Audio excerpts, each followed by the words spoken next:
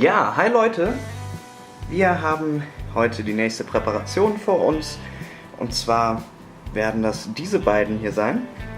Das ist eine etwas weniger bekannte Rosenkäferart und heißt Torrinoria flammea flammea. Diese Exemplare hier stammen aus Thailand. Die Art kommt aber auch mit mehreren Unterarten noch in Indien, Malaysia und China vor. Wie sich die Unterarten voneinander unterscheiden, weiß ich leider nicht, habe ich wenig zu gefunden. Aber diese Art ist farblich extrem variabel, auch bei Flammea flammea, also der Nominatform, die wir hier vor uns haben aus Thailand. Gibt es eine hohe farbliche Variation. Da haben wir zum einen, wie hier, diese blauen Exemplare. Und mir ist schon aufgefallen, auf der Kamera sieht man das leider nicht so super gut. Die unterscheiden sich ziemlich stark voneinander, diese beiden hier. Auf dem Kamerabild leider nicht, denn das rechte Exemplar hier ist violettblau und dieses hier eher türkisblau. Ich versuche mal, vielleicht sieht man es besser, wenn ich das direkt von oben zeige. Ja, ein bisschen besser sieht man es. Diese verschiedenen Blauabstufungen. Dann gibt es die Art noch in komplett grün und dann habe ich hier noch ein paar ältere Exemplare aus meiner Sammlung mitgebracht. Die sind rot, auch sehr schön mit so einem goldgrünen Seitensaum. Die stammen auch aus Thailand und wurden, ich glaube vor 6 oder 7 Jahren mal importiert. Das Ding ist, wie bei so vielen asiatischen Rosenkäfern, sie lassen sich nur schwierig nachzüchten. Ich weiß aktuell, dass Daniel Ambühl es geschafft hat, Larven zu bekommen. Also von Wildfängen hat er Larven erhalten in seiner Zucht. Ist wahrscheinlich auch schon vorher mal so passiert. Das Ding ist bei den asiatischen Rosenkäfern meistens, dass die Puppen im Kokon faulen oder einfach so eingehen. Und irgendwie machen die asiatischen Rosenkäfer da ziemlich Probleme. Die afrikanischen sind ja meistens ziemlich problemlos und lassen sich massenhaft vermehren. Bei den asiatischen ist es leider nicht der Fall, da sind wohl noch nicht ganz die Bedingungen herausgefunden worden, sodass die sich auch vernünftig nachzüchten lassen. Ich drücke Daniel Ambühl auf jeden Fall die Daumen, dass das was wird, weil irgendwie hat es mir die asiatische Käferfauna am meisten angetan. Ich finde die Rosenkäfer aus Asien auch schöner und cooler als die afrikanischen, die eigentlich deutlich bekannter sind. Auch die Hirschkäfer von dort. Deswegen Südostasien ist so mein Käfergebiet überhaupt. Da muss ich auch gucken, dass ich da demnächst mal hinkomme und selber mal durch die Natur da stapfe und die Tiere in ihrem natürlichen Habitat finde. Ja, gut. Ich werde die Käfer jetzt hier zusammen auf diesem einen Block präparieren, weil sie ja doch recht klein sind, also für Rosenkäfer normale Größe würde ich mal sagen. Man kann die Geschlechter nicht an der Rille am Bauch unterscheiden, aber hier haben wir tatsächlich ein Pärchen vor uns und das kann man daran erkennen, dass die Weibchen breitere Vordertibien haben, weil sie ja graben, um die Eier zu legen, und das ist beim Männchen nicht der Fall. Also wenn ihr die beiden mal hier vergleicht, die beiden Vordertibiae, links das Weibchen mit den breiten Tibien und rechts das Männchen mit den schmalen. Auf der Unterseite sind sie nicht ganz so leuchtend gefärbt. Man sieht einen leichten Blauschimmer hier, aber eher dunkel oder schwarz. Und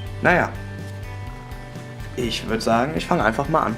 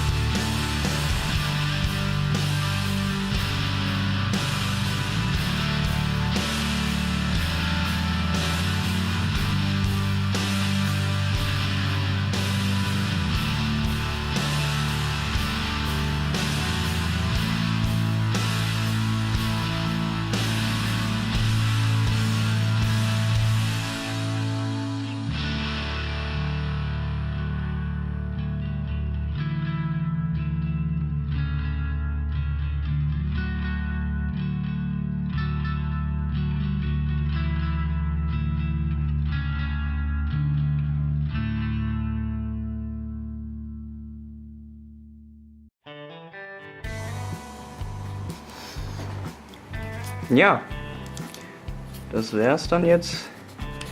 Leider kommen auf der Kamera die Farben nicht richtig rüber. Das muss man eigentlich mit eigenen Augen sehen, am besten bei Tageslicht.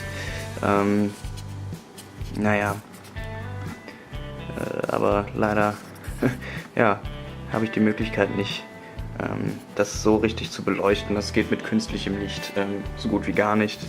Und ist ähnlich wie bei zum Beispiel Phalacrognathus mülleri, damit man wirklich erstmal sieht, wie schön diese Tiere schimmern und funkeln, muss man sie mal in Natura gesehen haben. Die meisten Bilder, die man im Internet findet, die sehen zwar schon wirklich toll aus, aber man muss die Tiere live sehen, um die volle Schönheit erleben zu können.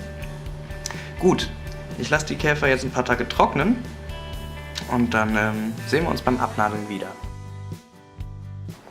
Ja, okay. Wir haben jetzt ein paar Tage abgewartet und ich denke mal, die Käfer sind zum Abnadeln bereit. Ich habe jetzt mal es irgendwie geschafft, mein Stativ so festzumachen, dass ich auch direkt von oben filmen kann.